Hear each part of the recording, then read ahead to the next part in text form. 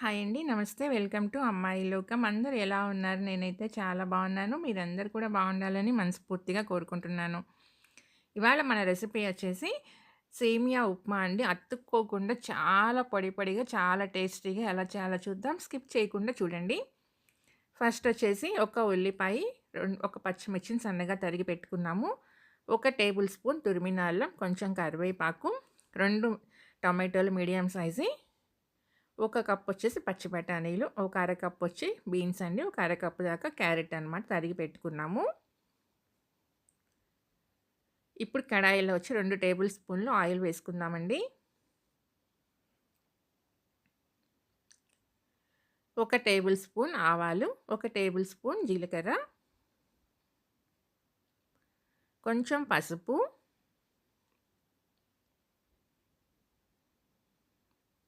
తర్వాత ఒక 15 దాకా వచ్చేసేసి జీడిపప్పులు అనమాట. అవి కూడా వేసుకొని ఫ్రై చేసుకుందాము. ఇవి ఫ్రై అయిన తర్వాత తురుము పెట్టుకున్న అల్లం ఉంది కదా, ఒక టేబుల్ స్పూన్, దాన్ని కూడా వేసేసి ఆయిల్‌లో ఫ్రై చేసుకుందామండి. తర్వాత ఉల్లిపాయ, పచ్చిమిర్చి కూడా వేసేసుకుందాం.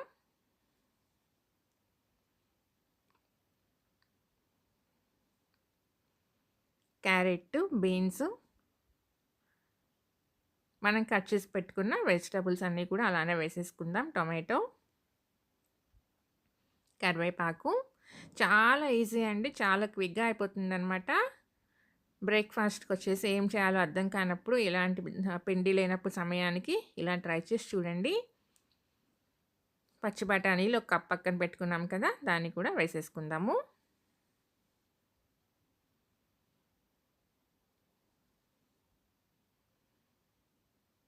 రుచికి సరిపడినంత ఉప్పు వేసుకుందాం.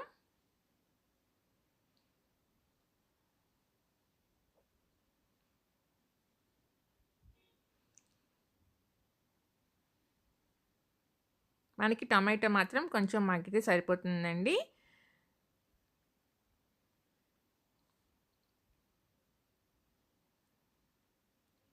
ఎవరైనా చేయగలిగేంత చాలా ఈజీ రెసిపీ అనమాట.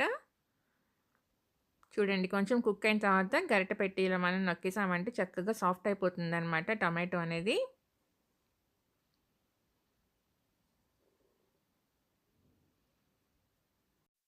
ఇప్పుడు ఇక్కడ టమాటా మగ్గిపోయింది కదా మనకి.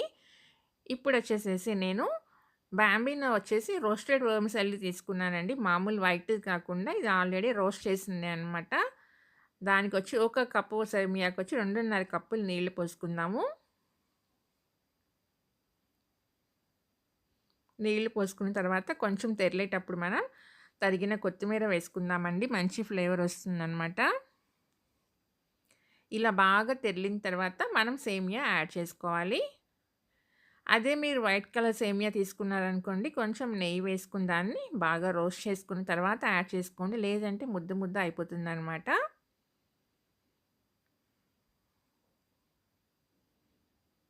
కరెక్ట్‌గా 5 మినిట్స్ పడుతుందండి కుక్ అవ్వడానికి. సాల్ట్ చెక్ చేసుకుందాము. తగ్గినట్టుగా ఉంటే మళ్ళీ యాడ్ చేసుకొని, నాకైతే కరెక్ట్‌గా సరిపోయింది.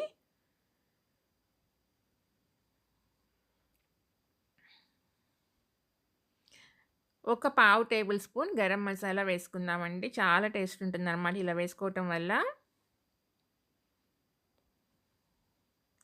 మీరెప్పుడైనా సరే రోస్టెడ్ వర్మిసెల్లి తీసుకున్నారనుకోండి, సేమియా అనేది కొంచెం మీరు ఎసరు ఎక్కువేసుకున్నా గానీ, ఇట్లాంటిది ఏదైనా పొరపాటు జరిగినా గానీ అస్సలు ముద్దవ్వదండి. ముద్దవ్వకుండా చక్కగా పొడి పొడిలాడుతా వచ్చేస్తుందనమాట సేమియా ఉప్మా అనేది. అదే వైట్ సేమియా అనుకోండి, మీరెంత రోస్ట్ చేసుకున్నా గానీ అది కొంచెం నీరు ఎసరు గనక ఎక్కువయిందంటే ముద్ద అనేది అవుతుందనమాట. అందుకని వీలైన వాళ్ళు మాత్రం రోస్టెడ్ వర్మిసెల్లి యూజ్ చేసుకోండి. మనమైతే దీన్ని లో ఫ్లేమ్‌లో పెట్టుకొని జస్ట్ మూత పెట్టుకొని కుక్ చేసుకుందాము.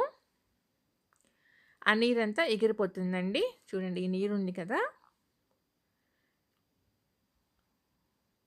ఇప్పుడు మనం స్టవ్ అయితే ఆపేసుకుందాం. నీరు ఎగిరిపోయింది. అయితే వెంటనే కాకుండా జస్ట్ ఒక 5 నిమిషాల పాటు దీన్ని ఇలానే వదిలేసామనుకోండి, చక్కగా మనకి పొడి పొడిలాడుతా వచ్చేస్తుందనమాట.